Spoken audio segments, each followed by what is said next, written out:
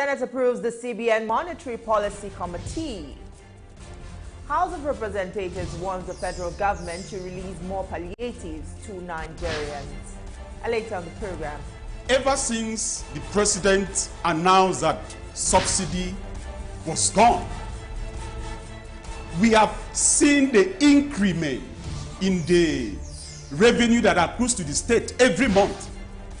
But right now, many people are still channeling their attention to the federal government. What happened to the 36 governors? I'll speak with Honorable Clement Jimbo from Akwa Ibom State on the state of the nation. You're watching the Hallowed Chambers on TVC News. I am Tijesu Adiri. The Central Bank of Nigeria has gotten the backing of the Nigerian Senate to begin the formulation and implementation of monetary policies that may begin to reverse the downward trend of the Naira and also revamp the country's economy. The Senate has confirmed the nomination of 12 members to constitute the Apex Bank's Monetary Policy Committee and charged them to immediately formulate policies to stimulate economic growth and development. This committee will be led by the governor of the central bank, Olayemi Kadusu. The confirmation of the 12 MPC members was done after the presentation of a report by Senator Adetukumbo Abiru, who is the chairman of the Senate's Committee on Banking, Insurance and Other Financial Institutions. That their appointments are in accordance with the provisions of the Act, that the nominees possess the requisite qualification, that we did not receive any petition against any of the nominees, and that the nominees have been cleared by the Nigerian Police Force, Department of State Security, and they have their Code of Conduct acknowledgement. The nomination of Olayemi Kadusu as chairman of the Monetary Policy Committee of the Central Bank of Nigeria. Those in support of this confirmation say aye. Those against say nay. The ayes have it. In a related development, the Senate resolved to set up an ad hoc committee to interrogate the details of the 30 trillion naira ways and means of the central bank, as well as other federal government intervention programs facilitated by the bank. Indeed, the gravity of the situation demands collective commitment to implementing these recommendations and forging a path towards economic stability. Those who are completely uninformed about monetary policies that buy and sell exchange rate under the tree that seems to be determining the real exchange rate. What the bank refers to as market means try to balance supply with demand. This is the policy that has crashed the Naira. The private sector players that are into agro-allied businesses should be allowed to import. You cannot, I repeat, you cannot approve illegality. What they did was illegal. The Senate doesn't have the right. Let it be on record. In the interest of the nation, we are saying what you did at that time has put the nation in more mess economically. And therefore, because of the current economic situation we have found ourselves, that there is need for us to look at the details and to know whether they were rightly spent. Nobody in this chamber should suggest that we shouldn't look to anything that we feel is in the public interest. But let me say this very clearly. What Nigerians want today is food. What Nigerians want today is food. And in the green chambers of the National Assembly, lawmakers are raising their voices to pile pressure on the federal government to provide more palliatives to cushion the impact of the prevailing hardship across the country. The House of Representatives wants the government at all levels to provide palliatives across the 774 local governments in the country. All the allocations to the state governors have been doubled, even tripled, yet they are not doing much. The legislators called on the Council of Legal Education to suspend the latest 60% increase in tuition of the Nigerian Law School. The Council of Legal Education has approved a 60% increase in Nigerian law school fees from 296,000 naira to 476,000 naira. And the House of Representatives says it is waiting for the concurrence of the Senate to name the National Assembly Service Commission after the late Speaker, Galina. The Speaker announced this at the valedictory session to honor the former Speaker who died in December last year. My colleague, Joke Adisa, reports. Former and serving members of the National Assembly gathered to appreciate the life and times of one of their own and the Speaker of Nigeria's Fourth Republic. He has exemplified in his life. The Speaker, Abbas Tajuddin, flags off the valedictory session with an opening speech. He described Mr. Nahaba as a titan of democracy whose tenure laid the foundation of a robust and independent legislature. We have passed a resolution to name the National Assembly Service Commission new building here after Honorable Galina Abba. A moment of emotions as former and serving legislators took turns to celebrate the man, Galina Abba.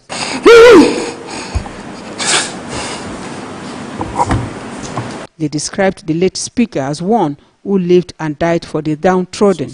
Their appeal is that those in authority should prioritize the welfare and well-being of the masses. Our nation has lost the talents, the experience, and the courage of a principled, progressive, and passionate politician who spoke the truth as he understood it and was never afraid. Democracy today is 24 years. We are dealing with a population, young voters who have no military experience. So we have no military excuse to give them. Galina Abba was a leader of repute. He lived what he preached. He was a detribalized leader. And he said to me, I'm not worried at all what is going on in the villa. Because when they remove me, certainly I am not the best among equals. I am only one among equals, and certainly there will be another Gali that will emerge from the house. We will take a quick break. When we return, I will introduce my guest. He is a member of the House of Representatives from Akwa Ibom State. Stay with us, don't go anywhere. It's still the hallowed chambers, and my guest today is an honorable member of the House of Representatives. His name is Honorable Clement Jimbo, and he represents Abak Etimekpo Ika, Federal Constituency of Akwa Ibom State. He's also the Deputy Chairman of the House National Planning and Economic Development Committee in the House of Representatives. Thank you for joining us on the Hallowed Chambers. Thank you very much for having me. It's good to have you. Good morning, Nigerians. Good morning. Now let's start with the very present challenge we see currently in the country, and going by the committee you also in. What is your take about what Nigerians are passing through? Because a lot of people are beginning to ask questions. What are their representatives doing? They're beginning to sort of lose a little bit of confidence in representation because they are not seeing an ease, to their suffering. It keeps, increasing on a daily basis. What do you have to say about this? Well, thank you very much, and once again for having me. Nigerians are seeing what we are doing in the 10th Assembly specifically, because number one, starting by the name we've chosen to call the 10th Assembly. We said it is the People's House. By that implication, the House is for the people. And ever since we were inaugurated on the 13th of June 2023, every singular motion, every singular debate, every singular bill that we have either passed or motion that we've debated in the House, all are targeted at bringing succor, dividends of democracy to the people. I'll be very specific about it. When we were inaugurated, the first critical assignment or challenge that the executive posed to us was to pass the supplementary budget. Ever since we were inaugurated, every action that we've taken in the 10th Assembly are all targeted at bringing solutions to Nigerians because of the challenge they are facing due to the removal of fuel subsidy as announced by the executive and by Mr. President in particular. So we first passed the supplementary budget without wasting time for the executive to have what to use to apportion different palliative measures for Nigerians. That's number one. Then number two, we equally deem it necessary to move a whole lot of motions on infrastructures, because part of what is creating this gap in developing Nigeria is because of so many infrastructures in Nigeria are not in their right position, and we had to bring this to the fore for the executive to equally do something about it. So what we did last year, most of those infrastructural motions have found their way into the 2024 Appropriation Act that has just been passed into law. So that is what Nigerians are doing, the 10th Assembly is doing.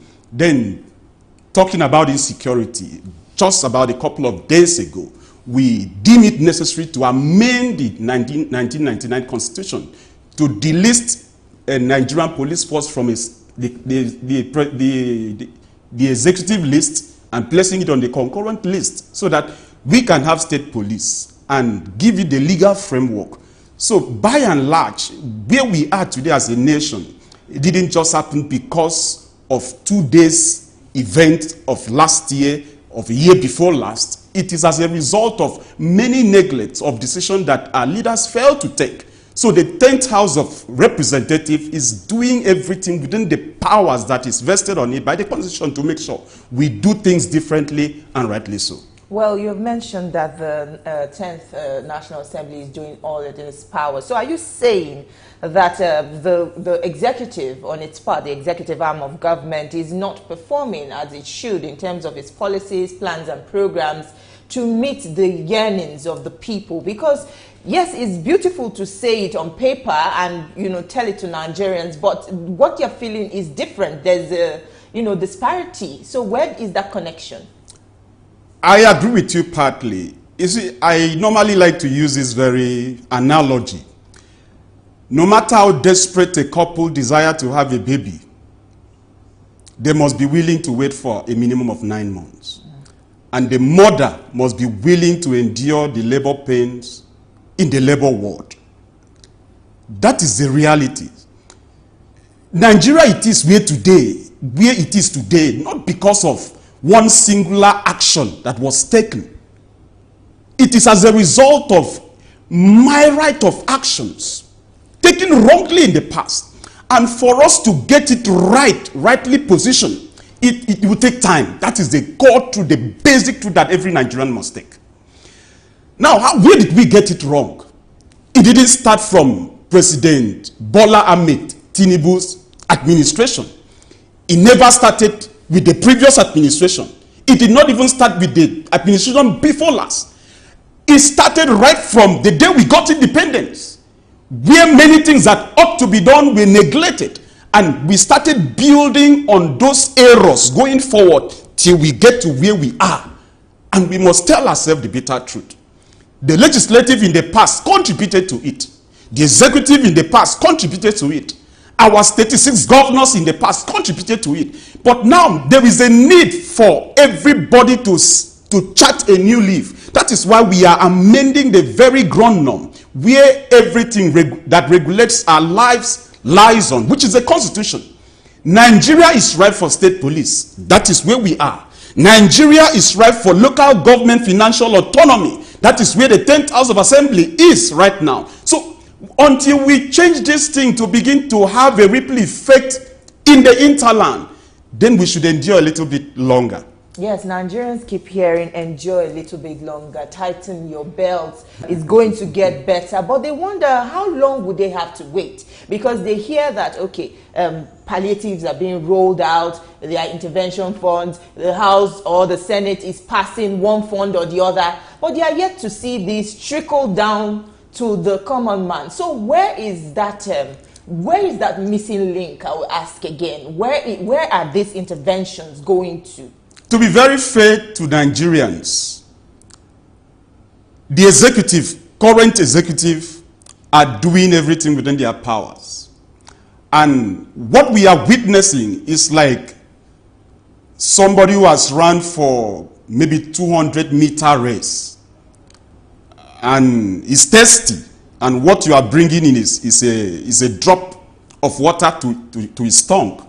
Yes, have you given him water? Yes. But is that water enough? No. That is what it is. So you're saying that the people are getting, but they're not getting They are enough. not, it is not enough because enough is not available. The executive, they are not magicians. For example, we passed the 2024 budget, which is about 28 trillion.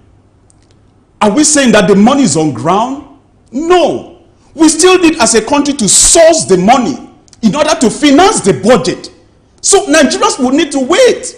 If the money was on ground by now, the executive would have released all the money to the different MDAs to begin procurement process. But that is not the case, because even as a family, as a man, you don't have all the monies you need for your family at the go. You go out, you work, you meet up this need, you tell this other need, wait. You tell this other one, it is urgent. It is the same way. The president of Nigeria today is the father of the nation. And he has the prerogative power to channel and appropriate resources that are available appropriately. And sometimes it will not go round at all at the same time. That is where we solicit for Nigerians to still have patience. But certainly I can tell you that this administration and the 10th House of Representatives and the National Assembly as a whole, we are doing everything to make sure we solve these problems once and for all. But Honorable, you will agree with me that it is easy to say that Nigerians should be patient. They should brace up, for the hard times ahead. But what will you say about people that live on a daily income? They seem not to get any substantial. There's an increase in pump price of petrol. Life just keeps getting tougher. And when you look at those at the grassroots, how do you expect them to manage this kind of situation to ensure that, okay, it doesn't even lead to an expanded security situation? Thank you for that question. If time permits, I would like to trace back to the origin. Because until you know where your problem lies, what you are doing in terms of solution is just at the surface. I like to use this analogy. If you have a wound that is decaying, it's not healing, and you bandage it around and you are moving around, you're not helping yourself. What you need is to remove the bandage from the wound. Use a cotton wool, maybe dip it in a methylated spirit and scrub the surface of the wound. The process of doing that is not a walk in the park. You are going to feel some pains, but that pains you are feeling is a process of healing, where you are going to exit yourself from having to carry wounds around to having a healed wound. Nigeria in 1960, at independence, we inherited a population of about 45 million Nigerians. We equally inherited a GDP of about 42 billion US dollars. Fast forward to today, 2024, our population has skyrocketingly increased to over 200 million Nigerians. And that is with a corresponding increase in our GDP to over 450 billion US dollars. Now, the population increase is still within the land space called Nigeria. But the increment in the GDP is not within the land space called Nigeria. Many of the prosperity that this land called Nigeria has given to Nigeria were frittered away by our leaders. And we are complaining why we are poor today. I recall in a particular administration where the Minister for Finance and Coordinating Minister of the Economy advised our state governors, look, we are receiving so much from our oil boom, let us save for the rainy day. And they all said no, the oil will always be there. Nigeria will always be prosperous. And we are surprised that today we don't have enough money to fund our budget. As we lay our bed, so we lie on it. The previous action of yesteryears is what we are having to live up with today. And we should brace it up. A parent that fails to plan for his family when he has so much money and is complaining why he has lost his job, the mother has lost his job, and is complaining why the family is suffering. When you were having so much, what did you do for your family? I like that point that you raised, because there is a growing debate now of who is to blame for the current economic challenge that Nigerians face? Should it be the current administration? Should it be the past administration? Or should it be the state governors who they say have gotten, funds from, revenue accrued from the removal of fuel subsidy? Who should be held responsible? Ever since the president announced that subsidy was gone, we have seen the increment in the revenue that accrues to the state every month. But right now, many people are still channeling their attention to the federal government. What happened to the 36 governors? About 3 days ago, we moved a motion in the floor of the National Assembly. Say, look, the funds of the state government have increased. Why can't the state government equally synergize with the federal government to allow this thing go down to the barest minimum? This is the challenge National Assembly is having. We don't have the police, the army, the DSS that move around with us, that police us. But the executive do. The federal government, they do have. The state governors, they do have. So that completely barriers the people from getting access to them. Every process that wants to happen comes to the National Assembly. Because we are vulnerable. We are the people. So we must equally talk to those that we know resources have been channeled to them to please, for crying out loud, lose your guard.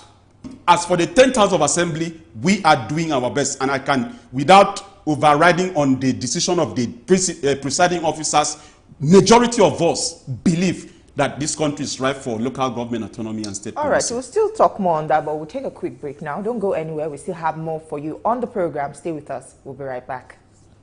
The National Assembly is a busy place. As the bastion of democracy, it is a place where bills are presented, motions debated, laws made, and the yearnings of the people are laid bare.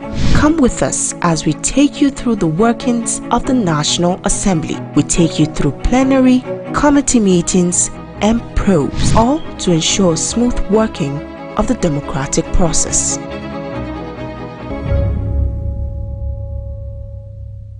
Thank you for staying with us on the Hello Chambers. And my guest remains Honorable Jimbo Clement, and we have been talking about the prevailing economic challenge the country faces. Now you're saying that the state governors should loosen their belt and let down their guard. Now we see in the Senate bills springing up for development commissions. We see the Southwest calling for a development commission. We see the Southeast saying, many regions are now calling for a development commission in their region to ease the sufferings. Absolutely. Is this a possible answer to, salvaging this situation? It's one of the answers. It's the right step in the right direction.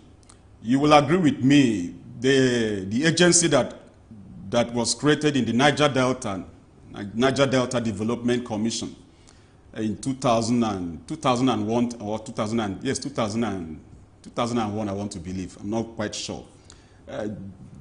Take it or leave it, as added to the development of the Niger Delta 9 states.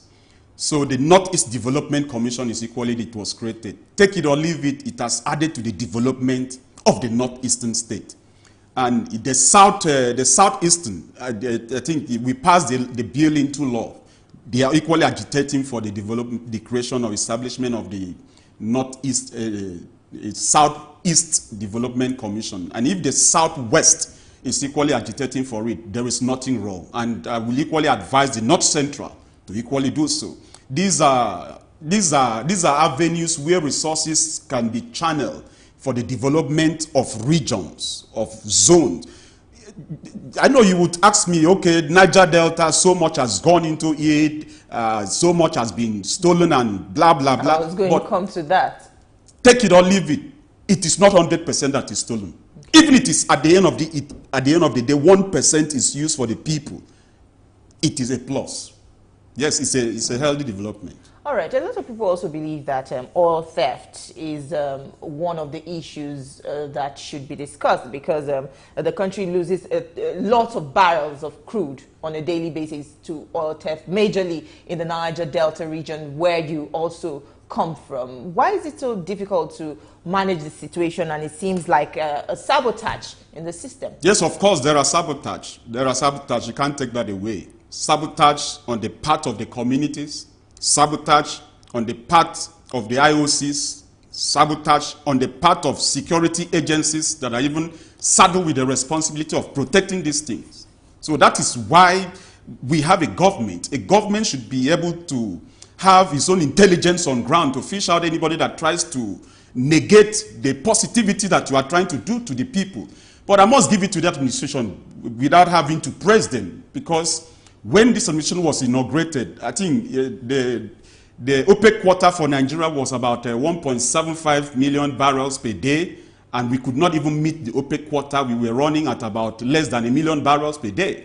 But right now, the latest report I was privileged to see on NNPC window was that we are at the region of 1.6 million barrels per day. So that is a plus. And that is that credit is given to this mission because they have given the right direction and the right instruction to our security agencies, the civil defense, the Navy, and any other agencies of government that are saddled with the responsibility of protecting our oil installation. And of course, the private security outfit that was equally asked to intervene, the Tantita, they are all working in synergy to see that. And the House, the 10 House of Assembly equally deemed it necessary to set up a special committee in the House that is going to run in the lifespan of the House, a special committee on oil theft. And by the grace of God, I'm a member of that committee. So we have interfaced with all the different head of agencies that are saddled with this responsibility on a fact-finding mission. And it is mind-blowing what we have discovered. One more question before I let you go. As a representative of